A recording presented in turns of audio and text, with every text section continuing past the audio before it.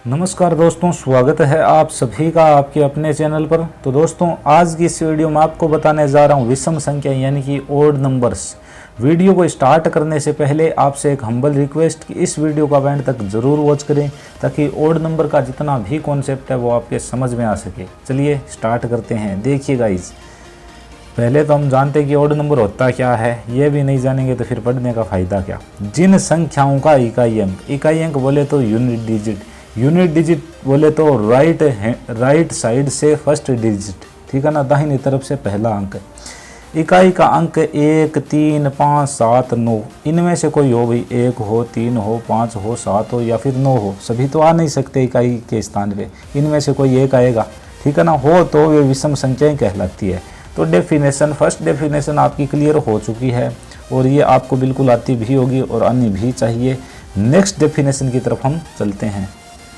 तो देखिए गाइज, अगली डेफिनेशन इसकी क्या है, वो भी बहुत ज़्यादा इजी और बहुत ज़्यादा जगह पे काम देती है।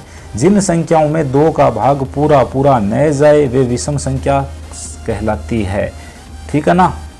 अ number which is not divisible by 2 that number called odd numbers, ठीक है ना।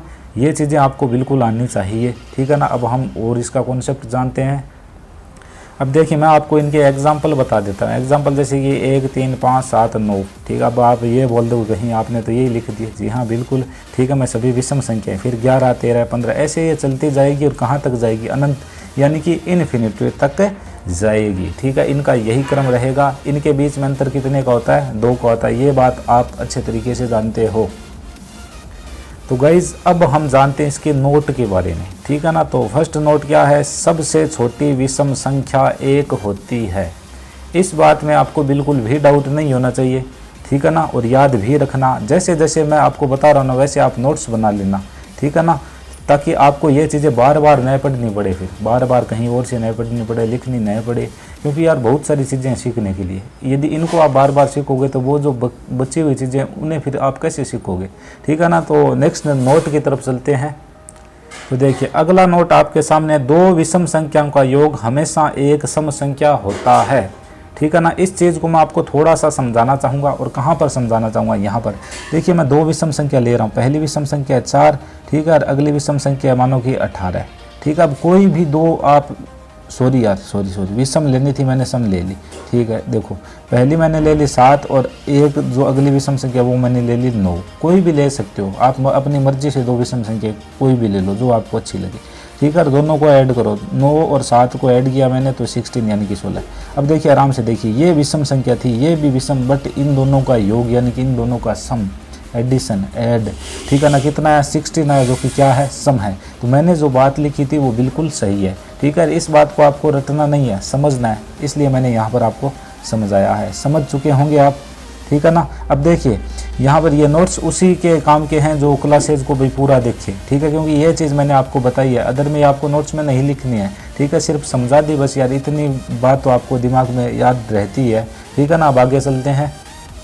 अगला नोट देखिए, 2 विषम संख्याओं का अंतर एक सम संख्या होता है, ठीक है भाई, ये बात भी बिल्कुल सही है। कैसे होता है वो मैं आपको देखिए यहाँ पर बता रहा हूँ। 17 एक विषम संख्या है, ठीक है। इसमें से मैं एक और विषम संख्या 11 को घटा रहा हूँ। 17 में से 11 गए, बचे कितने, 6, ठीक है ना। तो देखिए 17 विषम 11 विषम आपस में घटाया तो 6 आया सम, यानी कि मेरे द्वारा लिखी गई बात बिल्कुल सही है। समझ चुके होंगे, ठीक है ना गाइज। अब देखो, मैं एक चीज़ ये भी कर सकता हूँ कि मैं आपको यदि ये नोट्स दूँ जिनसे मैं आपको पढ़ा रहा हूँ, ठीक है ना, तो इनमें तो यार जैसे मैंने लिख रखा यही मिलेगा, और जो मेरे रजिस्टर के नोट्स हैं वो तो आपको अच्छे से मिल जाएंगे। वैसे आप चाहो तो, आप कमेंट भी नहीं करते, कमेंट करते तो ज़रूर मिलते, मैं अलग से ग्रुप बना देता, ठीक है। और वहाँ पर ये जो मेरे पास में जितने भी नोट्स हैं उनको धीरे धीरे अपलोड करता रहता और आपके लिए पढ़ना और ज़्यादा ईजी हो जाता, ठीक है। बट आपको जब ज़रूरत हो तब आप मुझे बता देना, हम उसके अकॉर्डिंग कर लेंगे। चलते हैं आगे। तो आगे भाई देख लो, ये सब कुछ मैंने बना रखा है। नेक्स्ट वीडियो में आपके सामने मैं इसको एक्सप्लेन करने वाला हूँ, ठीक है ना। एक्सप्लेन करेंगे एकदम कि ये फॉर्मूले बने कैसे हैं, ठीक है ना। ऐसे नहीं कि बिल्कुल रटा कर निकल गए, ठीक है ना। समझ में आपके बिल्कुल आ चुका होगा, ठीक है ना। तो वीडियोज़ आपको कैसे लग रहे हैं, कॉन्सेप्ट आपके समझ में आ रहे हैं या फिर नहीं आ रहे हैं, ठीक है ना गाइज। तो इस वीडियो में सिर्फ इतना ही, मिलेंगे नेक्स्ट वीडियो में, तब तक के लिए जय हिंद जय भारत।